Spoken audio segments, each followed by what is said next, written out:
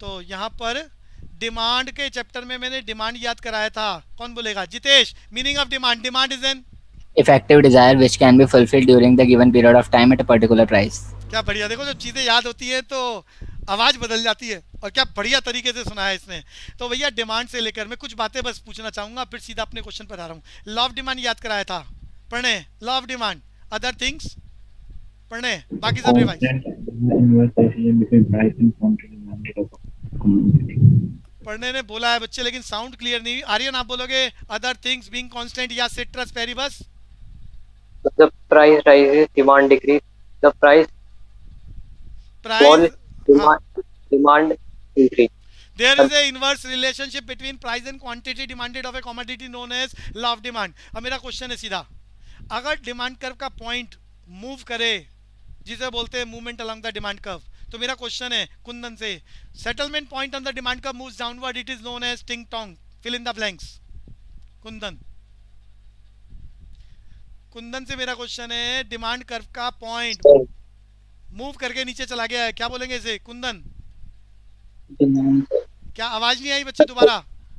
Sir आ तो गई sir, idea नहीं अरे सर। आइडिया नहीं है। चानुषा आप बोलो। अरे भूल गए, कल तो रिवाइज कराया।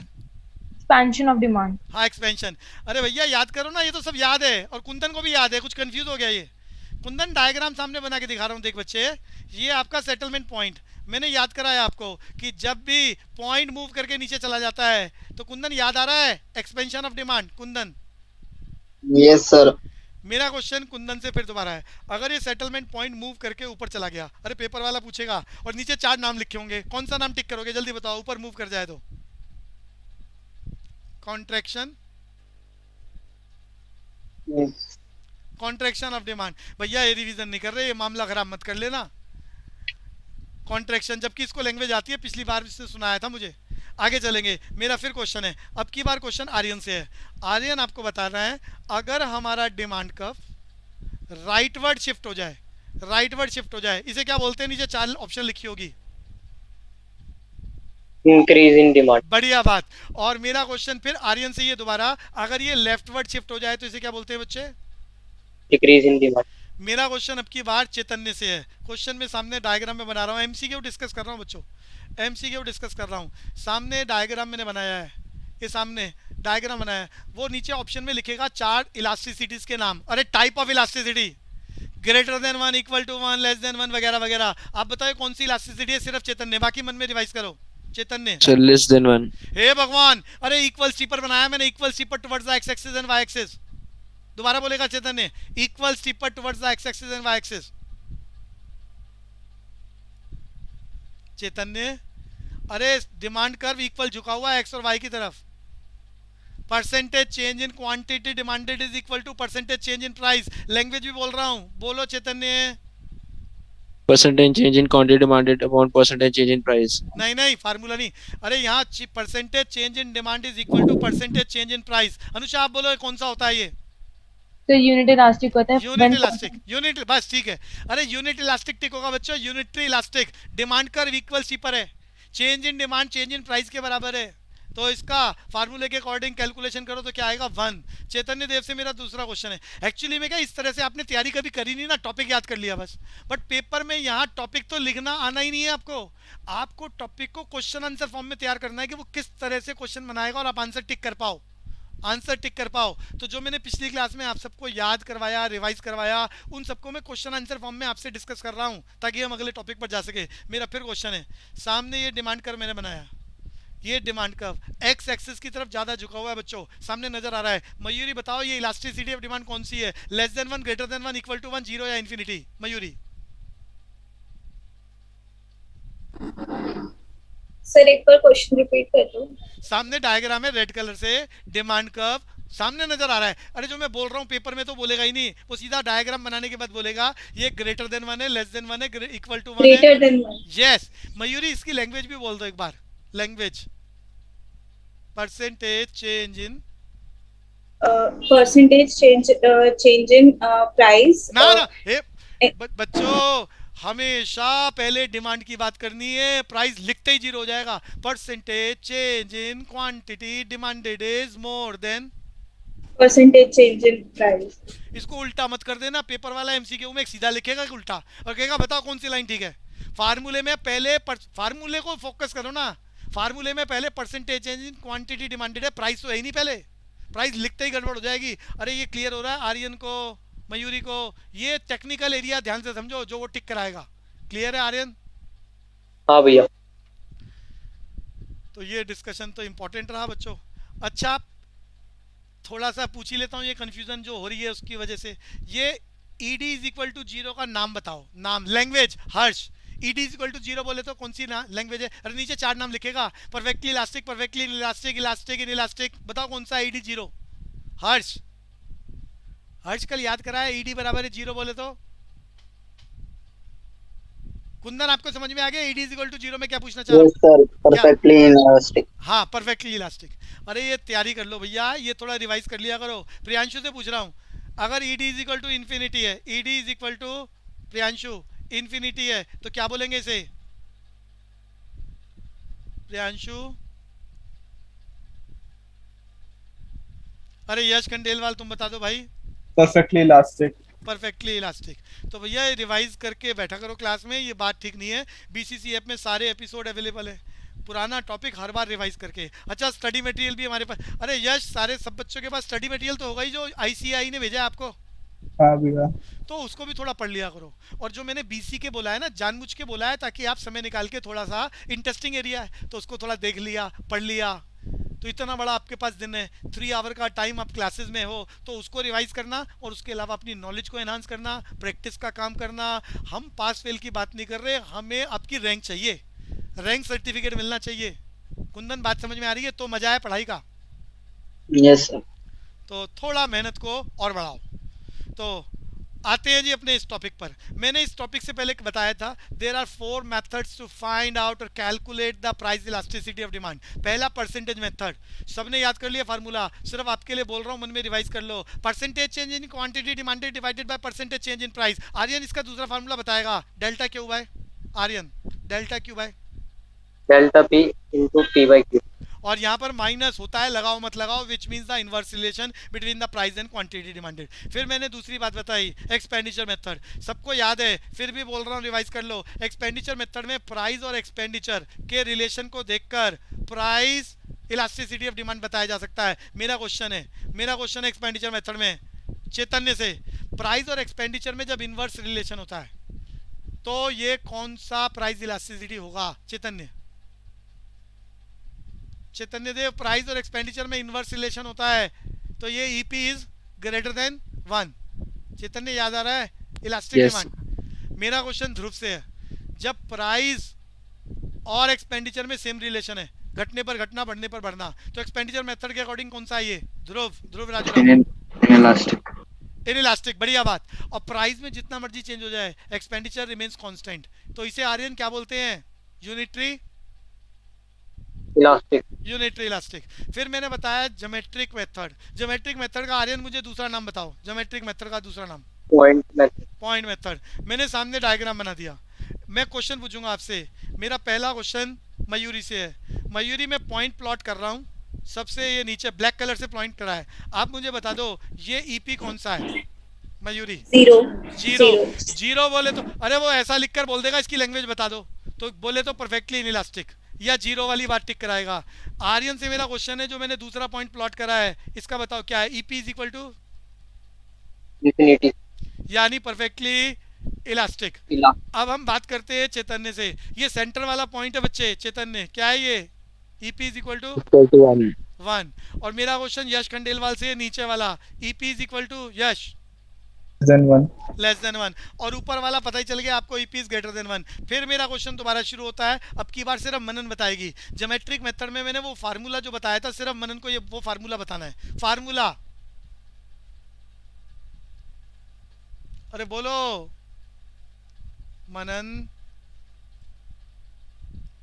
अरे कहाँ गए बच्चे? अनुषा आप बोलो। Lower segment upon upper segment. Lower segment upon, अच्छा मनन नहीं, वो कनन था। अरे कनन, याद है फार्मूला? Lower segment divided by Kanan. आगे चलेंगे। कनन, फार्मूला याद है ना बच्चे? Yes, sir. हाँ, तो आगे चलते हैं। फिर हमने अगली बात करी थी बच्चों आर्क मेथड की। मुझे सिर्फ आर्क मेथड का फार्मूला आपसे सुनना है, कौन बताएगा? बोलो जी, कौन बताएगा? आर्क मेथड का सिर्फ फार्मूला प्रैक्टिकल क्वेश्चन में यूज होगा, बहुत इंपॉर्टेंट। अरे कौन बोलेगा? Yash Khandelwal. Delta Q by delta P और P0 minus P1 upon Q0 minus zero, चलो जीरो लिख लो। अरे पुराने वाले प्राइस को P0 लिख लो या P1 लिख लो, तो नए वाले को P2 लिख लेना। हाँ बोल रहे थे बच्चे, आगे बोलना यश। Q1 plus Q2। Q1 plus Q2। अरे आर्यन क्लियर है फार्मूला? हाँ भैया।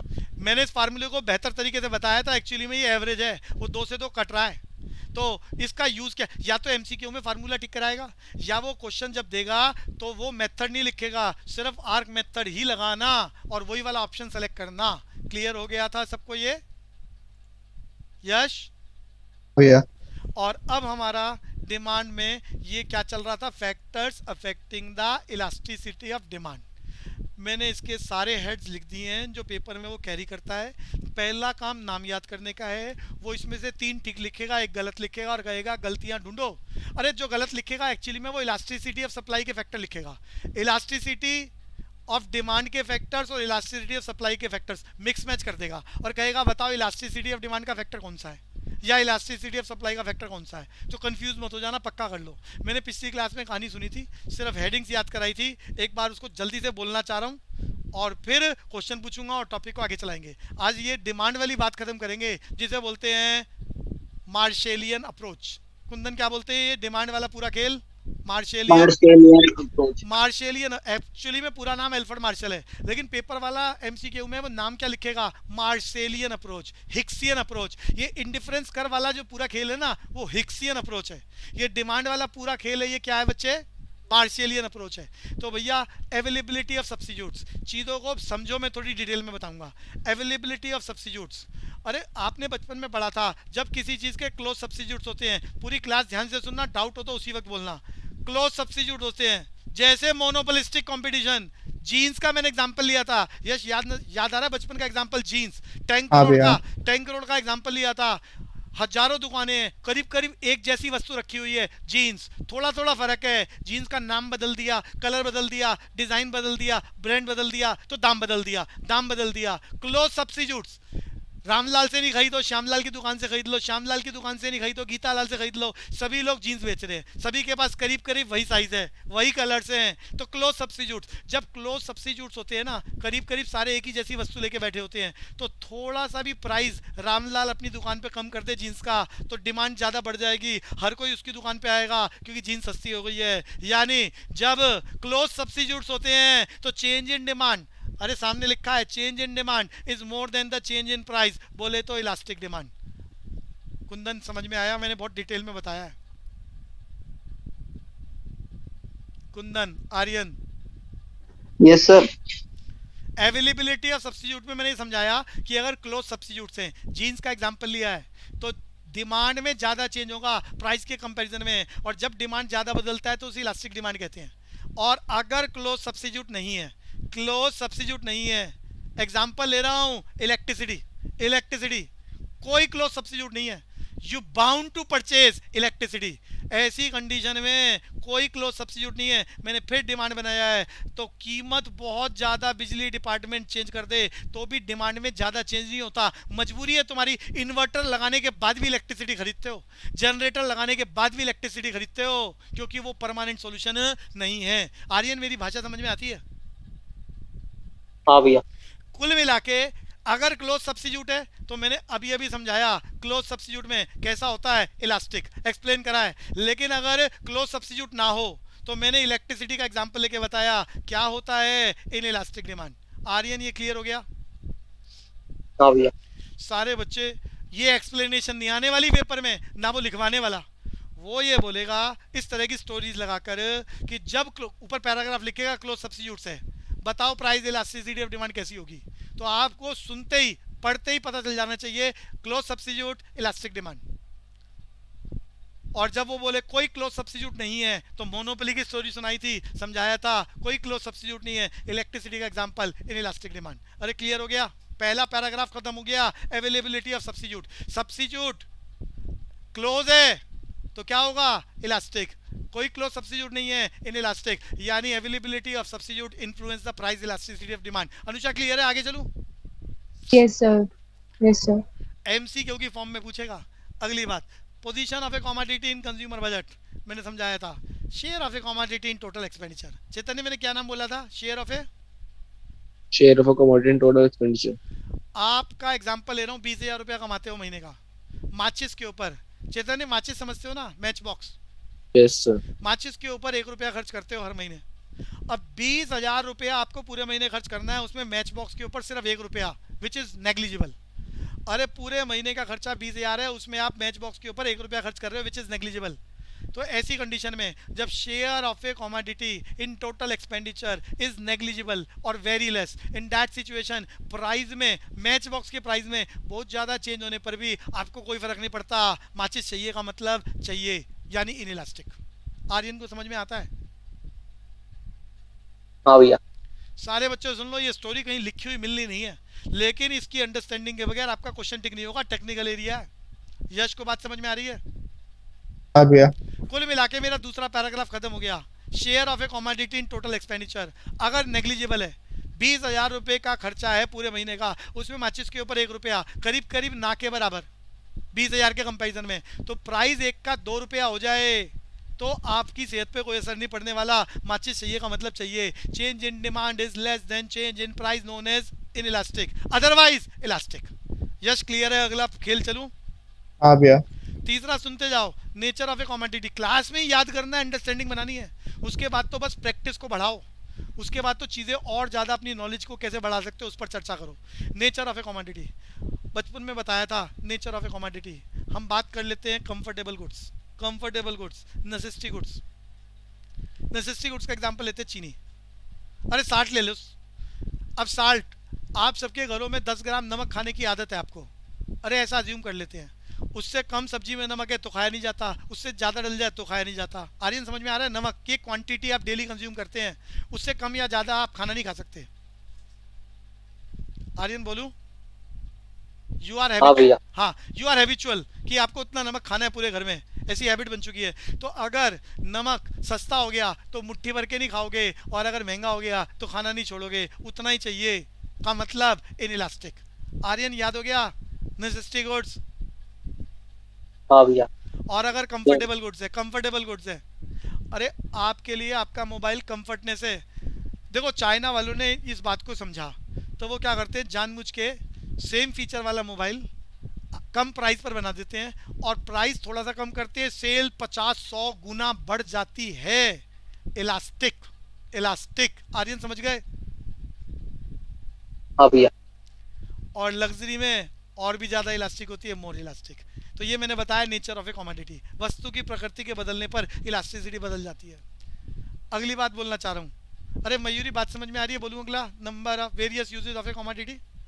सर, हाँ बोलो। सर जो आपने सॉल्ट वाला एग्जांपल दिया था, उसमें मतलब ये इलास्टिक इसलिए क्योंकि डिमांड में ज़्यादा चेंज नहीं हो रहा। लोग जिसको 10 ग्राम खाना है वो 10 ही ग्राम खाएगा, जिसको 15 ग्राम खाना है 15 ग्राम ही खाएगा। अरे क्लियर है? ये सिर्फ मतलब ज़्यादा चेंज नहीं हो रहा डिमांड में। हाँ, मैं अपनी बात को समझाने के लिए वैसा एग्जांपल दे रहा हूँ अजम्पशन के साथ कि आप यहाँ उतना ही नमक खाएंगे। अब एक्चुअली में अब ये मत सोचना, वैसे तो रियल लाइफ में क्या होता है, जब नमक की थैली सस्ती होती है तो घर वाले कहते हैं अगले महीने का भी खरीद लाओ, सस्ती हो गई है। लेकिन मैं अदर थिंग्स बीइंग कांस्टेंट बोल रहा हूँ ताकि मेरी बात आपको रियलाइज हो जाए। और ये बातें किसने लिखी है? मार्शेलियन ने, किसी ज़माने में लिखी है, बेस्ड ऑन अजम्पशन है, जो पूरी 100% यूनिवर्सल ट्रुथ नहीं है। क्लियर है चैतन्य? Yes sir. तो मैं हाँ बोलो अनुषा। सर लग्जरी गुड का एक example. Rolls Royce car. Okay sir. Law of demand का वैसे तो मामला बिगड़ जाएगा लग्जरी गुड्स में, अजम्पशन लेके बताऊंगा तो ही फिट होगा। तो आप कंफर्ट पे ही समझ लो ना कि कंफर्टेबल गुड्स है तो कैसा होगा और नेसेसिटी है तो क्या होगा। क्लियर है बच्चे? Yes sir. आगे चलते हैं। Various uses of a commodity, various uses. Example ले लेते हैं मिल्क या इलेक्ट्रिसिटी का एग्जांपल ले लो, बड़े सारे यूज है। अब मिल्क के बहुत सारे यूज है। दाम आप मिल्क का 1 रुपया किलो कम करो तो सारे लोग मिल्क की डिमांड, अरे सारे लोग बोले तो हाउस होल्ड सारे कहेंगे मिल्क ज़्यादा चाहिए, सस्ता हो गया है, कंजम्पशन बढ़ा देंगे। मिठाई वाला उसकी कंजम्पशन ज़्यादा कर देगा। अरे खोया पनीर समझ में आता है, खोया बनाने वाले ज़्यादा बनाएंगे, पनीर वाले ज़्यादा बनाएंगे, मिठाइयाँ ज़्यादा बनेगी, तो यूज इंक्रीज हो जाएगा। तो change in demand is more powerful than change in demand the change in price, known as क्या बोलेंगे, इलास्टिक। अरे बोल दो आर्यन, इलास्टिक। हाँ भैया। तो भैया ज़्यादा यूज है इलास्टिक, किसी वस्तु के कम यूज है इन इलास्टिक। अनुषा क्लियर हो गया? Yes, sir. अगला था टाइम जोन। टाइम जोन वैसे तो बचपन में हमने 4 याद करे हैं, very short period, long period, very long period. एक बार चारों का मीनिंग याद कर लो। अगले चैप्टर वैसे प्रोडक्शन में मैं करा दूंगा, ज़्यादा प्रोडक्शन है अगला चैप्टर आपका, तो प्रोडक्शन में डिस्कस कर लेंगे। यहाँ तो 2 ही बातें याद करो, short period and long period. मेरा क्वेश्चन महक खंडेलवाल से, what do you mean by short period या short run? Some factors of production are, Some factors are variable and some factors are constant. बढ़िया। तो भैया शॉर्ट पीरियड की बात कर रहा हूँ। शॉर्ट पीरियड जब आप कुछ फैक्टर्स को फैक्ट्री में बदल सकते हो, कुछ फैक्टर्स को बदल नहीं सकते। तो बताओ शॉर्ट पीरियड में आपकी डिमांड कैसी होगी, इलास्टिसिटी ऑफ डिमांड कैसी होगी? प्राइस और क्वांटिटी डिमांडेड में बताओ क्या ज्यादा पावरफुल है? अरे बोलते ही नहीं। प्राइस में ज्यादा चेंज होने पर शॉर्ट पीरियड में डिमांड को बदला नहीं जा सकता। शॉर्ट पीरियड में, अरे समझ में आता है मेरी बात आर्यन? शॉर्ट पीरियड में प्राइस में ज्यादा चेंज हो जाए तो आप डिमांड को कम ज्यादा नहीं कर पाओगे। हाँ भैया। बोले तो इनइलास्टिक। अरे change in demand is less than change in price inelastic. जबकि लॉन्ग पीरियड में आपका change in demand is more powerful than change in price, known as Yash elastic. ऐसे ही कंज्यूमर की हैबिट्स। अरे हैबिट्स इस दुनिया में जितने स्मोकिंग करने वाले हैं, अरे एग्जाम्पल यश समझ में आ रहा है, स्मोकिंग करने वाले हैबिचुअल हो जाते हैं ना। हाँ भैया। चाय पीने, अच्छा आपका एग्जांपल ले लेता हूँ। चाय पीने वाले आपके मोहल्ले में सब जगह होंगे। चाय पीने वाले एक बार हैबिट पड़ गई तो पड़ गई। अब चाय का दाम, अब घर में है ही नहीं, कहीं गए हुए हैं। अब चाय वाला 10 रुपए की चाय दे, 50 रुपए की। अरे 5 स्टार होटल में बैठे हुए हैं, 4 स्टार में बैठे हुए हैं। अब चाय का दाम क्या है, इमटेरियल है। चाहिए का मतलब जल्दी जल्दी बोलो जी। अरे बोलता ही नहीं यश खंडेलवाल। चाहिए। तो हैबिट का मैटर हो गया। तो प्राइस में ज्यादा जंप लगने पर भी डिमांड में चेंज नहीं होगा अगर आप हैबिचुअल हो। का मतलब इनइलास्टिक। क्या बोला है, दोबारा बोलना यश। इनइलास्टिक हाँ, की प्राइस। इनइलास्टिक। अरे क्लियर हो गया? Mayuri, Kanan, Yes, Jitesh, sir. आगे चलेंगे। ये हाँ भैया। topic मैंने करा दिया विद एक्सप्लेनेशन। भैया लिखने के लिए कुछ नहीं आएगा, अंडरस्टैंडिंग मालूम है तो वो इसको क्वेश्चन में एमसीक्यू फॉर्म में कन्वर्ट करेगा। और आपकी नॉलेज है तो बस आसान काम है, नंबर आएंगे आपके पूरे। सर ये पीरियड वापस समझा दूं। मैंने पीरियड को क्लासिफाई करा 2 पार्ट में, short period and long period. Short period के बारे में हमें सिर्फ 2 ही चीज़ों पर ध्यान रखना है, प्राइस में होने वाला चेंज और डिमांड में होने वाला चेंज। जब शॉर्ट पीरियड होता है ऐसी कंडीशन में प्राइस में ज़्यादा चेंज होने पर आप डिमांड को बदल नहीं सकते। चाहिए का मतलब आपको चीज़ चाहिए।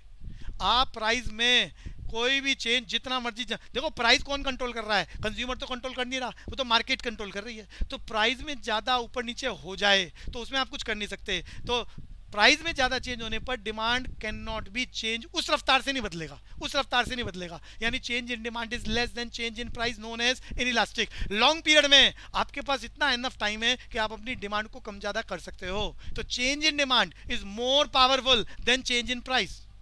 और लॉन्ग पीरियड में सप्लाई भी, शॉर्टेज की वजह से जो दाम बढ़ रहे हैं ना, तो शॉर्टेज का काम खत्म हो जाएगा। प्राइस की पोजीशन उतनी पावरफुल नहीं रहती लॉन्ग पीरियड में। क्या पावरफुल रहता है? कंज्यूमर सोवरेनिटी, यानी डिमांड पावरफुल हो जाती है। तो change in demand is more powerful than change in price. It is Yash elastic. ये बात समझ में आई? एक बच्चे ने बोला था। Yes sir. आगे चलूंगा, मेरा टॉपिक खत्म, फैक्टर्स ऑफ एक्टिंग। भैया डिमांड के बाद अब हम पढ़ने वाले इनकम इलास्टिसिटी ऑफ डिमांड और टाइप, फिर हम पढ़ने वाले cross elasticity of demand and it's type, और आखिरी में बस मीनिंग याद करना है, एडवर्टाइजमेंट इलास्टिसिटी ऑफ डिमांड, जो पेपर में अभी तक कभी कैरी नहीं हुआ। और उसके बाद हम डिमांड फोरकास्ट और डिमांड वाला मार्शेलियन खेल खत्म। Income elasticity of demand formula सबने बचपन में याद कर लिया था। इनकम इलास्टिसिटी ऑफ डिमांड नीचे लिखा हुआ है, एक बार पढ़ लें। ऊपर परसेंटेज चेंज इन, भैया ये क्वांटिटी गड़बड़ है, पेपर में टेक्निकल लैंग्वेज याद रखना, अदर फैक्टर्स जब बात करते हैं तो आप क्वांटिटी नहीं लिखते, डिमांड लिखेंगे सिर्फ। तो लैंग्वेज क्या बनी? Percentage change in demand of a commodity with the percentage change in income of consumer is known as income elasticity of demand. Anusha एक बार मीनिंग बोलेंगे, सब बच्चे मन में रिवाइज कर रहे हैं। Income elasticity, Percentage change in demand of commodity with the percentage change in income of the consumer is known as income elasticity of demand. यश एक बारी दोबारा बोल दो। Percentage change in demand of a commodity with the percentage change of a consumer is known as income elasticity of demand. बढ़िया बढ़िया बढ़िया। Income elasticity of demand के तीनों टाइप। जो एरिया नया है उस पर क्वेश्चन ज़्यादा बनते हैं, जो आपने अपनी पुरानी पास्ट क्लासेस में कभी नहीं पढ़ा। तो ये इनकम इलास्टिसिटी ऑफ डिमांड काम का इंपॉर्टेंट एरिया। मीनिंग याद करा दिया, फार्मूला याद करा दिया। आर्यन क्लियर है? टाइप करें। हाँ भैया। तो भैया इनकम इलास्टिसिटी ऑफ डिमांड के तीन type, positive income elasticity of demand, negative income elasticity of demand and zero income elasticity of demand. इन तीनों का मीनिंग मालूम करना है आपको, याद करना है। इनके डायग्राम आपको पता होने चाहिए। तो ये टॉपिक खत्म। शुरू करने जा रहा हूँ। Positive income elasticity of demand, इसका मीनिंग, इसका डायग्राम, शेप कैसी होती है। Negative income elasticity of demand and zero income elasticity of demand. पहले आपका बचपन आपको याद करा दूं, जो आपको याद है एक बार रिवाइज कराना चाह रहा हूँ। बचपन में हमने याद करा था, अरे positive income elasticity of demand normal goods पर काम करेगा। मैंने नॉर्मल गुड्स का मतलब बचपन में आपको बताया था। Normal goods are those goods in which income effect is positive. अरे याद आ रहा है आर्यन? इनकम के बढ़ने पर ज़्यादा मांगते हो। हाँ भैया। तो फिर याद करो नॉर्मल गुड्स। तो पहली वाली बात को समझाना आसान हो जाएगा। Normal goods are those goods in which income effect is positive. तो भैया ये positive income elasticity of demand कहाँ घटेगी? सिर्फ नॉर्मल गुड्स में, नॉर्मल गुड्स में। अरे आइडिया लग रहा है यश? भैया फिर negative income elasticity of demand को समझाने के लिए मैं शब्द यूज कर रहा हूँ, कौन सा? Inferior goods. अरे बचपन में मैंने आपको अरे मैंने इसी चैप्टर के स्टार्टिंग में भी कराया आपको। इन्फीरियर गुड्स, घटिया वस्तुएं। अरे याद आ रहा होगा, inferior goods are those goods in which income effect is negative. Income effect is negative. अच्छा, इनकम इफेक्ट इज पॉजिटिव का मतलब समझ गए? इनकम के बढ़ने पर डिमांड बढ़ रही है और वाइस वर्सा। और ऐसी कंडीशन में डायग्राम कैसा होगा? डायग्राम कैसा होगा? Upward sloping. अरे पॉजिटिव इनकम इलास्टिसिटी का सब कुछ बोल रहा हूँ। Positive income elasticity of demand कब होगा? जब गुड्स की नेचर क्या होगी? Normal goods. यश याद हो गया? Positive income elasticity of demand कब होगा? जब नॉर्मल गुड्स होगी। नॉर्मल गुड्स क्या होती है? इनकम इफेक्ट इज पॉजिटिव का मतलब क्या होता है? इनकम के बढ़ने पर डिमांड बढ़े और वाइस वर्सा। नीचे डिमांड लगाया मैंने, इधर इनकम लगाई है सामने, और ये देख लो बढ़ने पर बढ़ना, घटने पर घटना। आर्यन समझ में आता है तो आगे चलाऊंगा। हाँ भैया। अब मैं negative income elasticity of demand की बात कर रहा हूँ। ये घटना सिर्फ इन्फीरियर गुड। अरे वो लिख देगा सिर्फ गुड्स टिक कराएगा। नेगेटिव में कौन सी वस्तु होती है? ऑप्शन लिखी होगी normal, inferior, none of these. तो negative income elasticity of demand की घटना केवल इन्फीरियर गुड्स में चलती है। Inferior goods. इन्फीरियर गुड्स का मीनिंग याद कराया था मैंने। जब इनकम बढ़ जाती है तो आप उस वस्तु को मजबूरी में खा रहे थे, उस घटिया वस्तु को, तो आप उसको खाना छोड़ देते हो क्योंकि इनकम बढ़ गई है। अब आप बढ़िया चीज़ें, फैशनेबल गुड्स खाओगे इनकम के बढ़ने पर, इसलिए आप उस घटिया वस्तु को खाना छोड़ देते हो। Income effect is negative. अरे बात समझ में आ रही है यश? भैया और ये मैंने डायग्राम दिखाया, इसमें डायग्राम। अरे वाई एक्सिस पर मैंने इनकम लगाई है डायग्राम में, क्योंकि इनकम इलास्टिसिटी ऑफ डिमांड चल रहा है, यहाँ प्राइस की चर्चा नहीं हो रही। और नीचे डिमांड लगाया मैंने, और यहाँ मैंने समझाया है कि जब आपकी कमाई बढ़ गई, इनकम बढ़ गई, तो उस घटिया वस्तु को खाना कम कर दिया। मजबूरी में खा रहे थे, कोई ऑप्शन नहीं थी, पैसे नहीं थे। अब ज़्यादा पैसे आ गए तो कंफर्टेबल गुड्स, लग्जरियस गुड्स की डिमांड करेंगे, घटिया वस्तु नहीं खाएंगे। अरे क्लियर है? हाँ भैया। और zero income elasticity of demand का मतलब क्या होता है, ये भी एक बार बता दूं।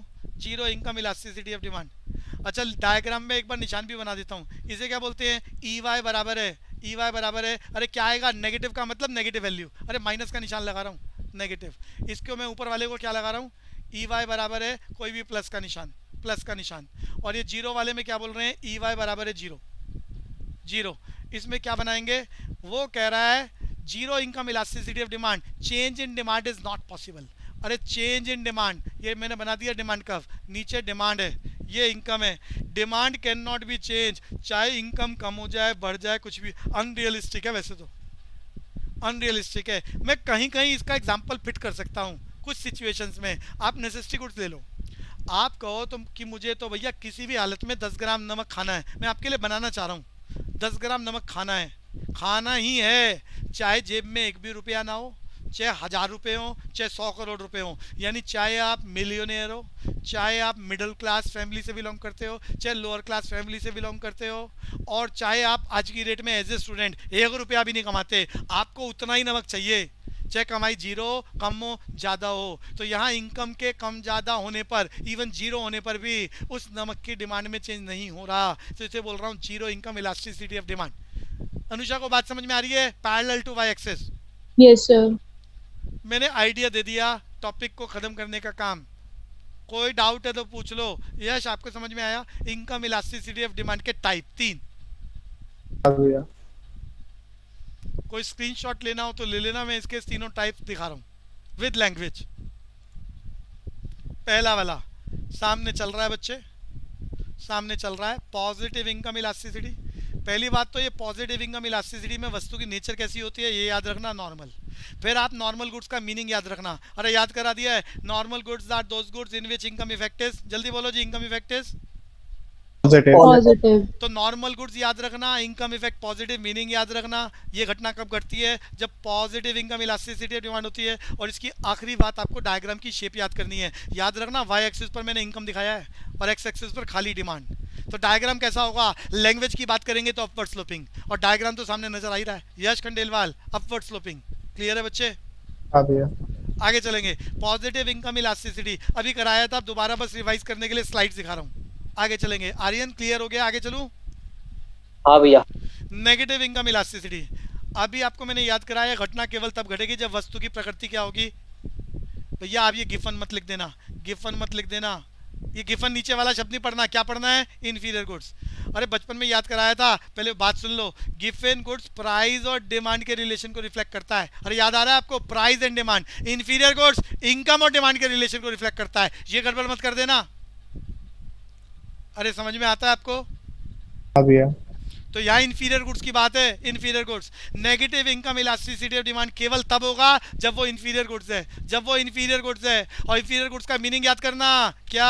इनकम इफेक्ट इज, अरे जल्दी जल्दी बोलते जाओ जी। नेगेटिव। नेगेटिव। तो इनकम इफेक्ट नेगेटिव का मतलब याद होना चाहिए। इन्फीरियर गुड्स की नेचर होती है वस्तु की कब? जब negative income elasticity of demand है। और आखिरी में डिमांड कर्व की स्लोप याद कर लो, क्या? Downward sloping. फिर याद कर लो, इनकम वाई एक्सिस पर लगाया है मैंने, यानी इनकम बढ़ जाए तो घटिया वस्तु को खरीदना ही छोड़ देते हो, कम कर देते हो, आप बेटर ऑप्शन पर चले जाते हो। चलूं आगे? Mayuri. Yes, sir. Zero income elasticity of demand समझाया meaning? Change in demand can not be possible. Change in demand remains constant due to change in income of consumer. Income के कम या ज़्यादा होने पर डिमांड में चेंज नहीं हो रहा, डिमांड में चेंज नहीं हो रहा। यहाँ पर मैंने नमक का एग्जांपल लिया था, नमक is the symbol of, Anusha, symbol of, सामने लिखा है मैंने, नमक, Necessity good. Necessity goods. ये नेचर याद रखना, डायग्राम की शेप याद रखना, parallel to Y axis, meaning याद रखना कि change in demand remains constant due to change in price, मत लिख देना इनकम ऑफ कंज्यूमर। ये क्लियर हो गया अनुषा? आगे चलूं? Yes, sir. मेरा अगला topic, cross elasticity of demand. Cross elasticity of demand बचपन में फार्मूला याद कराया था, यश बोलेगा परसेंटेज चेंज इन, यश खंडेलवाल फार्मूला, मयूरी आप बोल दो formula. Percentage change in demand upon percentage change in price of related goods. बढ़िया बात। तो cross elasticity of demand, percentage change in demand of a commodity with the percentage change in price of related goods.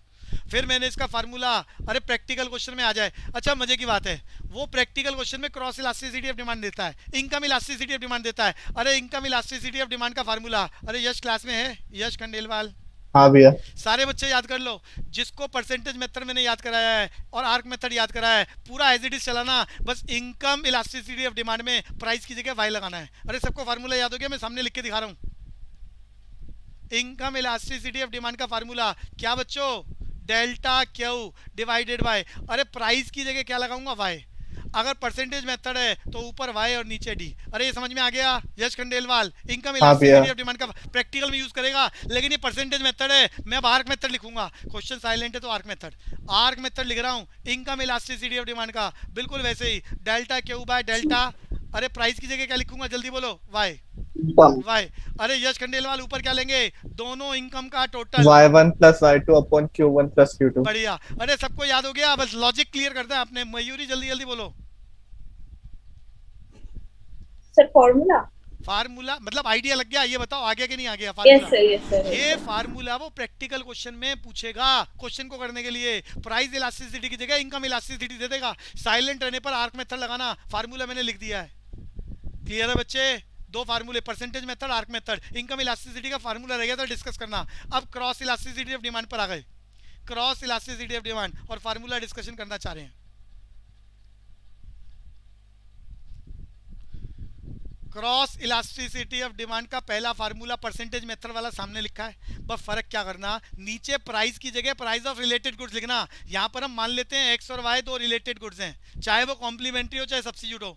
तो अगर quantity x की ले रहे हो तो प्राइस वाई की लेना। अरे कुंदन बात समझ में आती है? रिलेटेड गुड्स, एक का नाम एक्स दूसरे का वाई। अब वो कॉम्प्लीमेंट्री भी हो सकता है सब्सिट्यूट भी। तो भैया ऊपर क्वांटिटी हमने एक्स की ली है तो नीचे प्राइस वाई का, तो ऊपर ओरिजिनल प्राइस ऑफ वाई और नीचे quantity original quantity of x.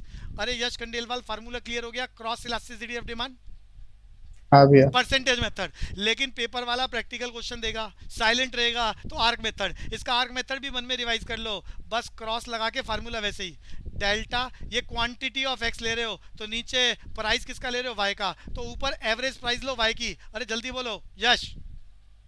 y1 plus y2। py1 plus py price of y2। अरे जो y वस्तु है उसके दोनों प्राइस का टोटल और नीचे क्वांटिटी ऑफ x, पुरानी वाली और नई वाली दोनों का टोटल। ये क्लियर हो गया? हाँ भैया।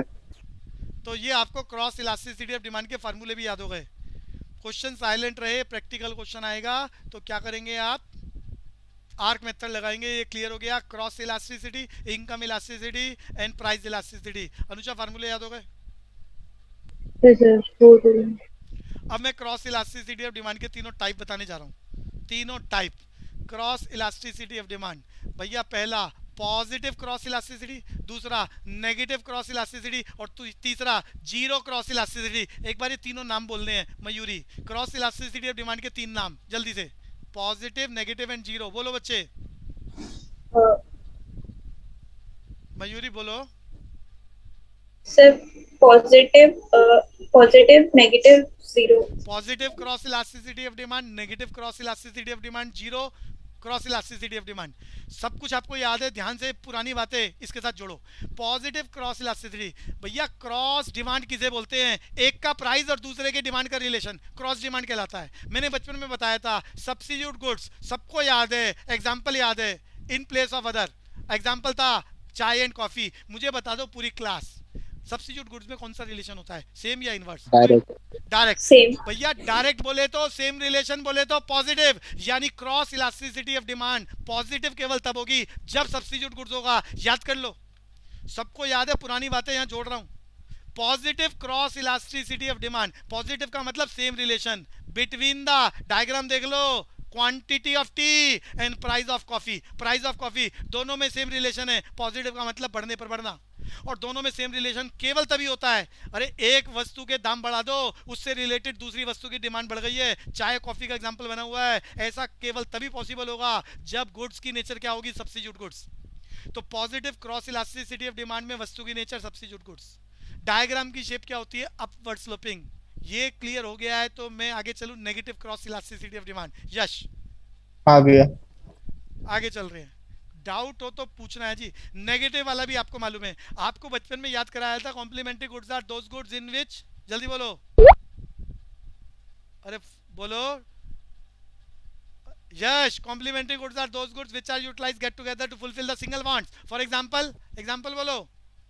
Car and petrol. Car and petrol, Pepsi and Coke, बहुत सारे एग्जांपल। तो नीचे हमने बटर की क्वांटिटी ले ली और ब्रेड के प्राइस ले लिए। दोनों क्या है? कॉम्प्लीमेंट्री गुड्स है। और आप सबको मालूम है कैसा रिलेशन होता है? आर्यन बताएगा कॉम्प्लीमेंट्री गुड्स में कैसा नेचर होता है? इनवर्स। इनवर्स। बस ये ध्यान रखना, जब क्रॉस डिमांड मैंने आपको पुराना कराया था वहां सिर्फ अनुषा, वहां सिर्फ डायरेक्शन की बात हो रही है, वो सिर्फ क्वालिटेटिव रिफ्लेक्शन कर रहा है, जबकि यहाँ पर क्वांटिटेटिव है, यहाँ मेजरमेंट भी बोल रहे हैं। समझ में आ रहा है अनुषा? Yes, sir. तो यहाँ पर आपको याद है negative cross elasticity of demand केवल तब घटना घटेगी जब वस्तु की नेचर कॉम्प्लीमेंट्री गुड्स है। मीनिंग आपको मालूम है कॉम्प्लीमेंट्री का, नेचर मालूम है, डायग्राम की शेप पता चल गई आपको, नेगेटिव में डाउनवर्ड स्लोपिंग, पॉजिटिव में अपवर्ड स्लोपिंग। क्लियर हो गया? चलूं आगे। Yes, sir. Zero cross elasticity of demand, जब वस्तु x और y में कोई रिलेशन ही नहीं है। अरे x और y में कोई रिलेशन ही नहीं है। नीचे मैंने एग्जांपल लिखा है, जूते और वीट की डिमांड में कोई रिलेशन नहीं है। अरे नजर आ रहा है कुछ? अरे यश, हाँ भैया। वीट और शूज आपस में कोई रिलेशन नहीं है, तो ऐसी कंडीशन में cross elasticity of demand, cross elasticity of demand is possible when दोनों गुड्स में कोई रिलेशन हो, आइदर पॉजिटिव और नेगेटिव। तो यहाँ कोई रिलेशन ही नहीं है, तो ऐसी कंडीशन में मेजरमेंट भी क्या होगा? Zero. No relation, no measurement, zero. अरे क्लियर हो गया बच्चे? हाँ भैया।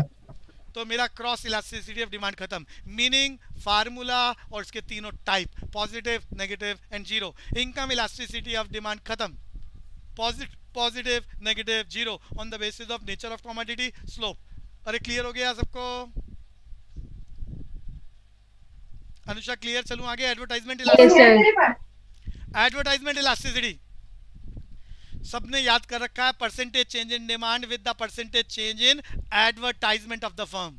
ये एडवर्टाइजमेंट हमारी डिमांड को इन्फ्लुएंस करती है। आप ज़्यादा बढ़िया प्रोडक्ट बनाएं, उसकी ब्रांड एम्बेसडर हायर कर ले, टीवी मीडिया के थ्रू आप अपनी दुकान के बाद न्यूज़ साइन बोर्ड लगा ले, पंफलेट्स बांटे, आप आफ्टर सेल सर्विस प्रोवाइड करें, तो इस एडवर्टाइजमेंट से डिमांड इन्फ्लुएंस होने लगेगी। अब वो कह रहा है इस बात को मेजरमेंट करना क्या कहलाता है? Advertisement elasticity of demand, only for one marker. अरे क्लियर है? हाँ भैया। अगली क्लास में डिमांड फोरकास्ट खत्म कराऊंगा और उसके आगे consumer behaviour, utility analysis, equilibrium और इंडिफरेंस करके टॉपिक चलाएंगे। क्लियर है बच्चों? मयूरी?